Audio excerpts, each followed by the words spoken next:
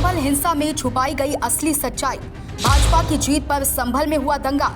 राजभर का एक बयान खोल दी असली सच्चाई। राजभर के समर्थन में उतरे केशव प्रसाद मौर्य अब जमकर लताड़े जा रहे ओम प्रकाश राजभर। संभल में हुई हिंसा मामले पर योगी सरकार के ही मंत्री ओम प्रकाश राजभर ने बड़ा भयंकर खुलासा किया है। एक निजी चैनल के इंटरव्यू में संभल मामले पर पूछे गए सवालों पर बड़ा ही भयंकर खुलासा किया है। ओम प्रकाश राजभर ने कहा कि उपचुनाव में भाजपा की जीत हो जाने से मुसलमानों ने आपस में ही मारपीट की है। मुसलमानों के ही दो समुदायों में ये दंगा हुआ है। सपा समर्थकों को लेकर ओम प्रकाश राजभर ने दो मुस्लिम जातियों की लड़ाई बताई है। ओम प्रकाश राजभर ने कहा कि ये मुस्लिमों की दो जातियों के बीच की लड़ाई है। कुंदरकी सीट पर भाजपा की जीत के बाद मुसलमान दो जातियों में बंट गए। जिन मुसलमानों ने उपचुनाव में भाजपा को वोट किया उनसे सपा के समर्थक नाराज हो गए, जिससे ये पूरा विवाद हुआ है। पठान और सैयद दो जातियों में लड़ाई हुई है, क्योंकि सपा को लगता है कि अगर मुसलमान बीजेपी को वोट करेगा तो उनका वोट बैंक खत्म हो जाएगा। वहीं अब ओम प्रकाश राजभर के बयानों के बाद डिप्टी सीएम केशव प्रसाद मौर्य ने भी समाजवादी पार्टी पर बड़ा हमला बोला है। ओम प्रकाश राजभर के बाद केशव ने कहा कि सपा के गुंडों के बीच की लड़ाई ही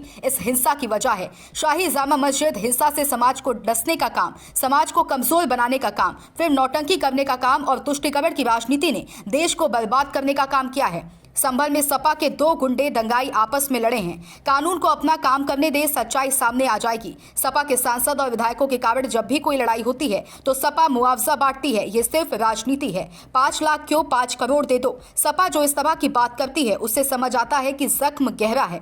उसे सहलाते सहलाते सपा पार्टी को समाप्त होने से कोई नहीं बचा सकता। Bureau report, Sam TV digital.